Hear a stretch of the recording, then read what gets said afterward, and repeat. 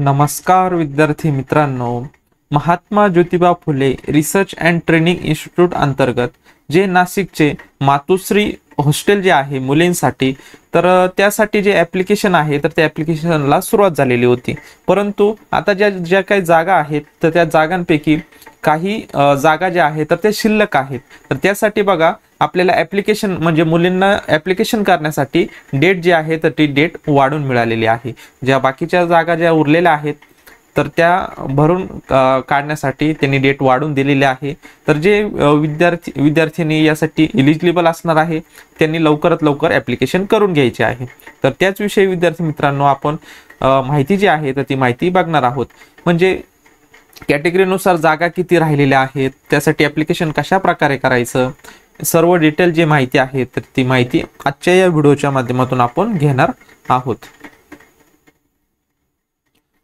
तर या ठिकाणी बघा विद्यार्थी मित्रांनो, नाशिक जिल्हाधिकारी छत्रपती शाहू महाराज संशोधन प्रशिक्षण व मानवी विकास संस्थाची सारथी पुणे, महात्मा ज्योतिबा फुले संशोधन व प्रशिक्षण संस्था महाज्योती नागपूर आणि उच्च व तंत्र शिक्षण विभाग यांच्या संयुक्त विद्यमानाने मातोश्री वसतिगृहातील रिक्त जागांसाठी अर्ज मागवण्यात येत आहे. जाहिरात ही जी आहे तर अकॅडमिक इयर म्हणजे 25-26 जे इयर आहे तर यासाठी असणार आहे. शासन निर्णय क्रमांक वसतिगृह दिलेला जो क्रमांक आहे दिनांक 28 ऑक्टोबर अन्वये मातोश्री मुलींचे शासकीय वसतिगृह सरस्वती नगर असेल, धात्रक फाटा, पंचवटी, नाशिक येथे छत्रपती शाहू महाराज संशोधन प्रशिक्षण व मानव विकास संस्था सारथी पुणे यांच्या मार्फत मराठा कुणबी व कुणबी मराठा लक्षित गटातील 75 मुली, बघा 75 मुलींसाठी, तसेच महात्मा ज्योतिबा फुले संशोधन व प्रशिक्षण संस्थे अंतर्गत तसेच संस्था नागपूर मार्फत इतर मागासवर्ग असेल, बघा महाज्योती अंतर्गत इतर मागासवर्ग, मुक्त जाती, भटक्या जमातीत व विशेष मागास प्रवर्गातील गटातील 75 मुलींसाठी. वरती दिलेल्या ज्या दोन संस्था आहेत त्या मार्फत 75 आणि महात्मा ज्योतिबा फुले यांच्या अंतर्गत 75 आहे. तसेच उच्च व तंत्र शिक्षण विभागामार्फत आर्थिक दृष्ट्या दुर्बल गटातील 50 मुली, अशा टोटल बघा जवळपास 200 मुलींसाठी वसतिगृह सुरू करण्यात आलेले आहे. त्यानुसार 25-26 या आर्थिक वर्षात महाज्योती मार्फत मातोश्री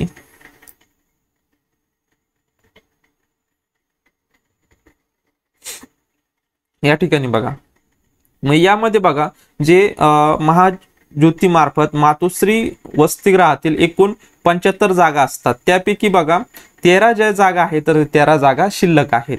मग त्या 13 जागा भरून काढायच्या आहे. त्यासाठी बघा आता या ठिकाणी कॅटेगरीची माहिती दिलेली आहे. कॅटेगरीनुसार किती आरक्षण आहे, जागा किती आहे, रुजू किती विद्यार्थी झालेला आहे आणि रिक्त किती जागा आहेत त्याविषयी माहिती दिलेली आहे. इतर मागासवर्गीय यासाठी एकूण 60% आरक्षण जे असणार आहे. त्यामध्ये 44 जागा आहे टोटल, त्यापैकी 39 जागा भरलेल्या आहे, 5 उरलेल्या आहेत. त्यानंतर विमुक्त जातीमध्ये बघा या ठिकाणी संपूर्ण भरलेल्या गेलेल्या आहे. भटक्या जमाती ब साठी बघा 6 जागा असणार आहे, 6 पैकी 3 भरलेल्या गेल्या आहे आणि 3 उरलेल्या आहेत. त्यानंतर भटक्या जमाती क साठी 8 जागा आहे, 6 भरले गेलेल्या आहे आणि 2 उरलेल्या आहे. भजड साठी बघा म्हणजे भटक्या जमातीसाठी 5 जागा असणार आहे, 4 भरले गेलेले आहे आणि 1 उरलेले आहे. त्यानंतर विशेष मागास प्रवर्ग यासाठी बघा 5 जागा आहेत आणि या ठिकाणी बघा 3 जागा भरलेल्या गेल्या आहे आणि 2 जागा उरलेल्या आहेत. अशा टोटल 13 जागा ज्या आहेत तर 13 जागा रिक्त आहे. तर मग ह्या विद्यार्थिनींसाठी बघा या ठिकाणी बघा आता या 13 विद्यार्थ्यांनी भरून काढण्यासाठी काही अटी व शर्ती दिलेल्या आहेत, त्याविषयी आता माहिती बघूयात. विद्यालयामध्ये प्रवेश घेतलेल्या विद्यार्थिनींना प्रवेश घेतल्यानंतर लगेच त्याच वेळेस वसतिगृहात प्रवेश निश्चित करणे आवश्यक राहील. म्हणजे इकडे ऍडमिशन झालं की लगेच तुम्हाला हॉस्टेलला तिथे ऍडमिशन घ्यायचं आहे. तसेच महाविद्यालय सुरू झाल्यानंतर त्याच वेळेस वसतिगृहात राहण्यास सुरुवात करणे आवश्यक राहील. सादर केलेल्या कागदपत्रांमध्ये भविष्यात काही त्रुटी अडचणी उद्भवल्यास अशा विद्यार्थिनींचा प्रवेश काय होणार आहे, रद्द आहे. म्हणजे चुकीची माहिती जर दिली तर प्रवेश काय होणार आहे, तुमचा रद्द होणार आहे. त्यानंतर बघा विद्यार्थी मित्रांनो, वसतिगृहात प्रवेश घेत्यावेळी अद्ययावत व्हॅलिड रिसेंट वैद्यकीय प्रमाणपत्र सादर करण्यात यावे. म्हणजेच बघा तुमचं मेडिकल सर्टिफिकेट जे आहे तर ते लेटेस्ट असलं पाहिजे.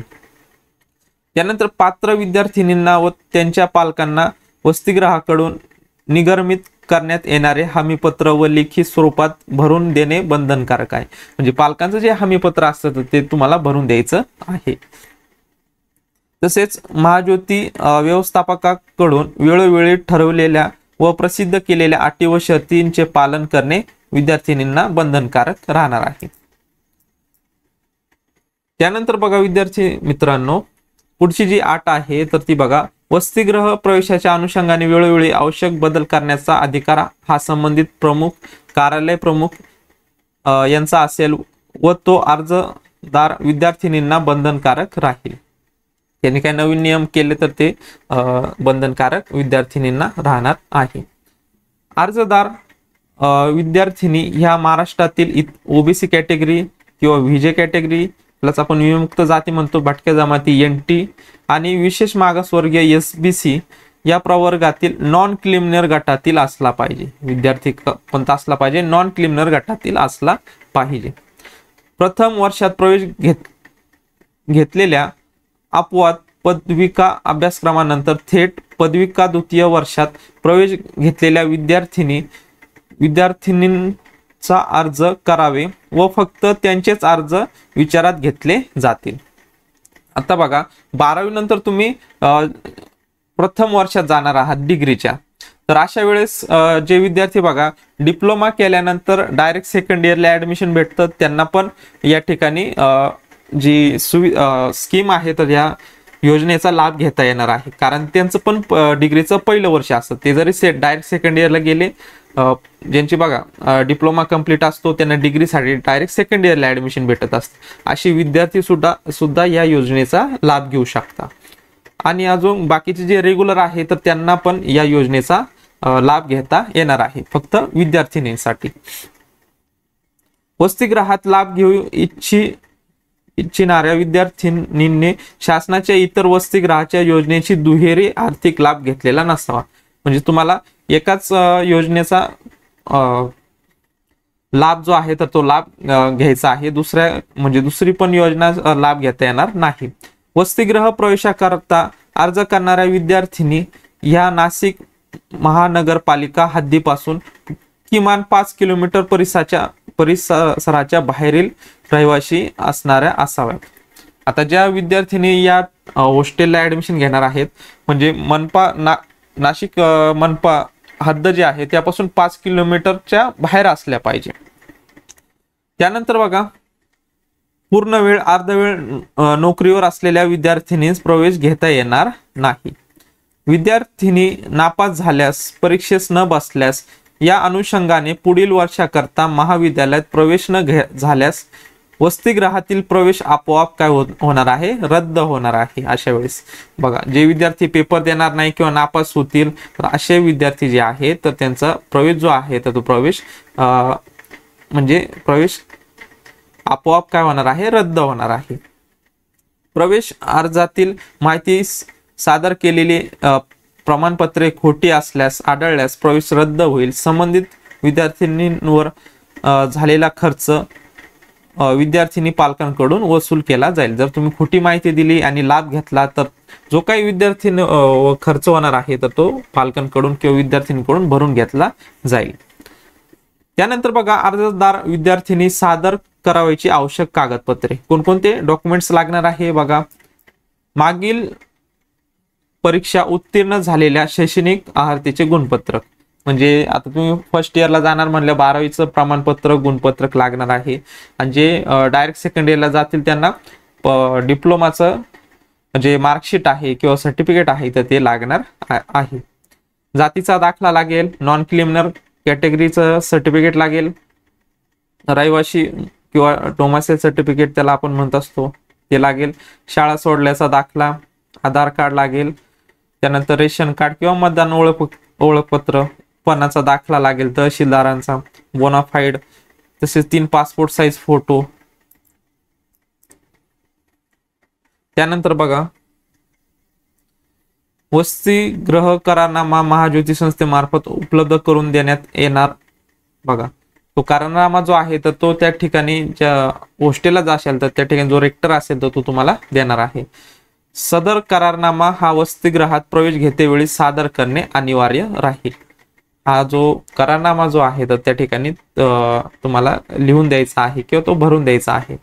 गॅप सर्टिफिकेट असल्यास तो गॅप सर्टिफिकेट द्यायचा आहे. सक्षम प्राधिकाऱ्यांचा वैद्यकीय दाखला म्हणजे मेडिकल सर्टिफिकेट आणि पासबुक लागणार आहे राष्ट्रीयकृत.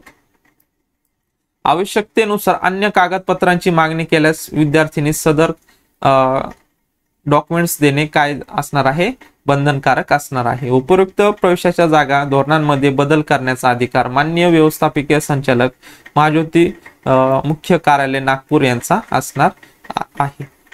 तर बघा विद्यार्थी मित्रांनो अशा प्रकारे कोणकोणते डॉक्युमेंट्स लागणार आहे, अटी शर्ती काय काय असणार आहे, तसेच किती रिक्त जागा आहे तर जवळपास 13 जागा आहेत. तर या 13 जागांसाठी आपले या ठिकाणी बघा वरील दर्शवल्याप्रमाणे रिक्त जागांसाठी संबंधित प्रवर्गातील विद्यार्थ्यांनी 23 जुलै ते 10 ऑगस्ट या कालावधीत मातोश्री वसतिगृहाचा लाभ घेण्याकरता अर्ज करावे. म्हणजे तुम्हाला लास्ट डेट जी आहे तर ती बघा अर्जासाठी सुरुवात झालेली आहे. लास्ट डेट कोणती असणार आहे, 10 ऑगस्ट या ठिकाणी दिलेली आहे. 10 ऑगस्ट 2025 ऍप्लिकेशन करण्यासाठी लास्ट डेट असणार आहे. तर बघा विद्यार्थी मित्रांनो अशा प्रकारे आज आपण जे मातोश्री वसतिगृहातील जे रिक्त जागा आहे तर त्या रिक्त जागांसाठी ऍप्लिकेशनला सुरुवात झालेली आहे. तर त्याविषयी आपण माहिती बघितलेली आहे, नियम अटी बघितलेल्या आहे, कॅटेगरीनुसार जागा किती रिक्त आहे त्याविषयी सुद्धा आपण माहिती बघितलेली आहे आणि त्यानंतर कोणकोणते डॉक्युमेंट्स लागतील त्याविषयी सुद्धा पण आपण माहिती बघितलेली आहे. फक्त 10 ऑगस्टच्या अगोदरच लवकरात लवकर तुम्ही काय करा, ऍडमिशन जे आहे तर त्या ठिकाणी घेऊन घ्या. म्हणजे तुम्हाला जे मातोश्री वसतिगृह जे आहे त्यामार्फत जे काय तुम्हाला या योजनेअंतर्गत जे काही लाभ मिळणार आहे तर ते लाभ तुम्हाला मिळतील. तर विद्यार्थी मित्रांनो जर तुम्हाला काय अडचण असेल या योजनेअंतर्गत किंवा काय प्रश्न असतील तर नक्कीच मला कमेंट बॉक्समध्ये विचारू शकता. विद्यार्थी मित्रांनो भेटूयात नवीन अशा काही व्हिडिओमध्ये. तोपर्यंत धन्यवाद.